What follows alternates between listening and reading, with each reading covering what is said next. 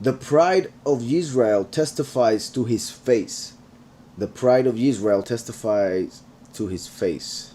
And then it says, well, and pride is something which is bad, of course, but, and well, actually, because of the word that is using in Hebrew, could be seen also as the iniquity or the sin of Israel testifies to his face.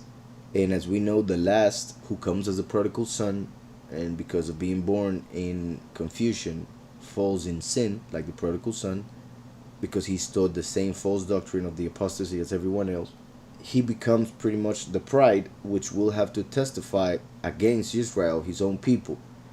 He's testifying like a witness, pride because, or sin because he fell in the same sin as everyone in the false doctrine called Christianity. And he appears as a thief in the night. He is seen as evil because he seems prideful, because he seems to direct, because he tells the people that they are doing wrong, which is the testimony, the ministry part of it. So he's going to be hated. And he comes to die for that sin. So he fell in the sin of confusion, so that when he is killed, he kills the sin of confusion. So that's why it's like the pride of Israel testifies to his face. That could be seen as the last appears to testify to the people, because he fell in the same thing as the people. Yet the people do not accept him, do not accept what he has to say, and instead reject him and kill him.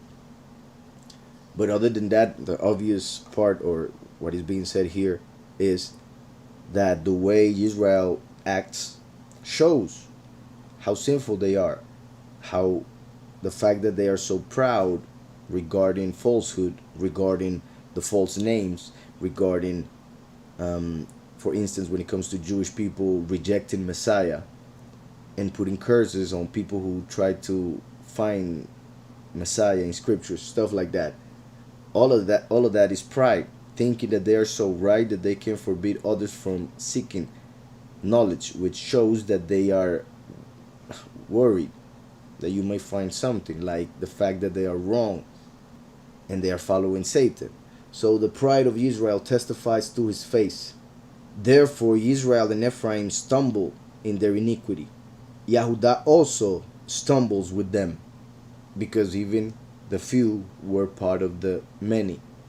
Most of us, if not all, who are right now listening, before we came to know the true doctrine, Yahweh and the Messiah, Yahushua, most of us were Christians or Jewish. And that was like it says here. Therefore Israel and Ephraim, like Christians and Catholics, stumble in their iniquity. Yahudah, or the Jewish people, also stumble with them.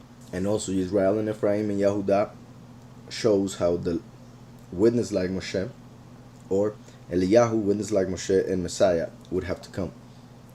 Eliyahu was from Israel for sure, one of the 12 tribes. Ephraim is the tribe, hence the last comes. And Yahudah is the tribe from which Yahushua came.